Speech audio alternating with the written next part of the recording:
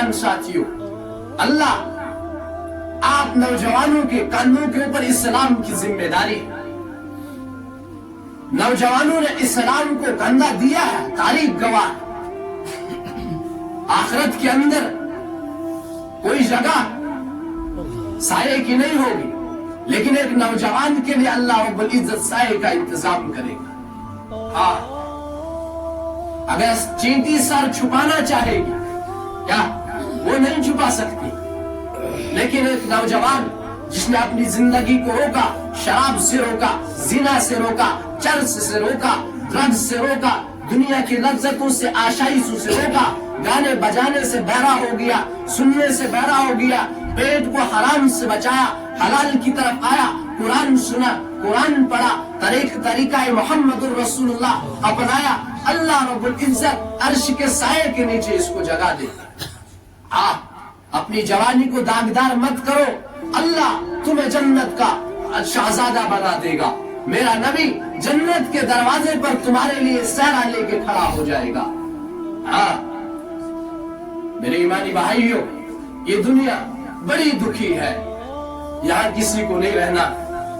ایسے مرو کہ اللہ تمہارا استقبال کرے، ایسے مرو کہ محمد الرسول اللہ صلی اللہ علیہ وسلم تمہارا انتظار حوض کوثر پر کرے۔ ہاں نوجوانوں، اللہ کے نبی کی زندگی کو اپناؤ۔ یہ دنیا والے تمہاری قیمت نہیں لگا سکتے، تمہاری قیمت اللہ لگائے گا، اللہ کا رسول لگائے گا۔ ہاں مرنے کے بعد تمہیں پتا چلے گا۔ میرے ایمانی بھائیوں، اللہ کے نبی سے وفا کر جاؤ، اللہ سے وفا کرو۔ کتا نہیں ہوتا، کتا اس کو روٹی ڈالو، ایک دن ڈالو، تمہارے گھر کے باہر رہے گا۔ پھر اگر کبھی نہیں بھی ڈالو گے لیکن وہ تمہارے گھر کے باہر جان دے دے گا، لیکن وہاں سے نہیں بھاگے۔ کتے سے وفا سیکھو، کہیں یہ کتا قیامت کے دن ہمارے سامنے کھڑا نہ ہو جائے کہ میں نے تیرے گھر کے آنگن میں بیٹھ کر ایک روٹی کھا کر تیری حفاظت کی تھی، لیکن میرے نبی نے، تیرے نبی نے تیرے لیے نہ رات دیکھا نہ دن دیکھا، اپنی اولاد نہیں دیکھی، اپنا گھر بار نہیں دیکھا، اپنے نواسے نہیں دیکھے، نہ دن دیکھا نہ رات دیکھا، اس امت کے اس باغ کو سیراب کرنے کے لیے۔ کیا یہی وفا کا بدلہ ہے؟ اسلام کے اندر گانا بجانا حرام ہے، یہ قیامت کی نشانی ہے۔ میں نے بہت پہلے بھی ایک مرتبہ عرض کیا تھا، میرا وہ بیان موجود ہے۔ 6 مہینے تک کچھ حضرات نے میرے ساتھ بات نہیں کی تھی۔ میرا ایک اپنا میں کہتا تھا، ایسے جگہوں پہ مت جاؤ جہاں شریعت کی پاسداری نہ ہو، ایسی شادیوں میں مت جاؤ جہاں شریعت کو توڑا جا رہا، جہاں گانا بجانا ہو رہا ہے، ایسی جگہوں ایسے کاموں میں ساتھ مت دو جہاں محمد الرسول اللہ صلی اللہ علیہ وسلم کے طریقے کو توڑا جا رہا ہے۔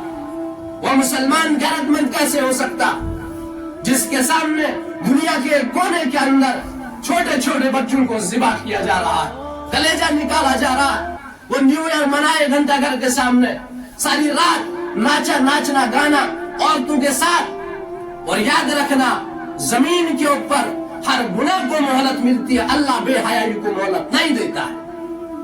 قرآن گواہ ہے، قوم لوط کا واقعہ گواہ ہے، زمین سے اٹھا کر اللہ نے آسمان کو پٹک دیا۔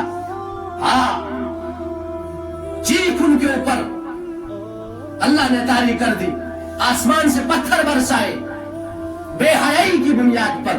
بے حیا معاشرے کو اللہ مہلت نہیں دیتا۔ میرے ایمانی بھائی، توبوا الی اللہ جمیعا ایھا المؤمنون۔ میرے بھائیوں، توبہ کرو۔ آخری بات عرض کر دو، موسیٰ علیہ السلام کے زمانے کے اندر ایک نوجوان بدکار تھا، گنہگار تھا، بستی والوں نے نکال دیا، ایک جنگل میں جا کر بیٹھا، بے آسرا، کھانا ختم، پانی ختم، ہر چیز ختم۔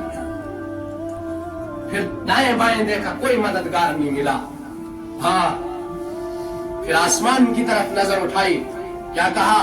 یا من لا تدرہ الذنوب ولا تنقصہ المغفرہ۔ میرے رب، میرا کوئی مددگار نہیں ہے، میرا کوئی یار و مددگار نہیں ہے، میری مدد فرما۔ اور مر گیا۔ شرابی تھا، زانی تھا، معافی چاہتا ہوں، وقت ہو گیا، 2 سیکنڈ لیتا ہوں آپ سے، 2 منٹ۔ فرمایا موسیٰ علیہ السلام بیٹھے تھے، اللہ نے موسیٰ علیہ السلام کو کہا موسیٰ فلانے جنگل کے اندر میرا ایک دوست مر گیا ہے۔ اللہ، ابھی تک شرابی تھا، اب دوست بن گیا۔ تو فرمایا اور اعلان کر دے لوگوں کے اندر، جو اس کا جنازہ پڑے گا، جو اس میں شامل ہو جائے گا، میں اس کی بھی مغفرت کروں۔ ہاں موسیٰ سے، یا اللہ تو کیا کہہ رہا ہے؟ لوگوں نے جا کر دیکھا یہ تو وہی نوجوان ہے۔ تو اللہ نے کہا، موسیٰ نے کہا یا اللہ آپ کیا کہہ رہے ہیں؟ اس کا جنازہ کیسے پڑھ سکتے؟ کہا موسیٰ تو بھی صحیح کہہ رہا ہے، یہ بھی صحیح کہہ رہے اور میں بھی صحیح کہہ رہا ہوں۔ یہ جب مرنے لگا اس کے پاس کوئی سہارا نہیں تھا، میری رحمت گوارا نہیں کرتی کسی کو بے سہارا چھوڑ، اسی لیے میں نے اس کو معاف کر دیا۔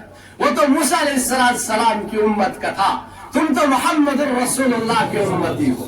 تم توبہ کرو، اللہ تمہارے استقبال کے لیے کھڑا ہو جائے گا۔ سب توبہ کرتے ہیں نا بھائی؟ توبہ کا ارادہ کرتے ہیں نا؟ زور سے کہیں، دل سے، اے اللہ میری توبہ، اور پھر سے کہیں اے اللہ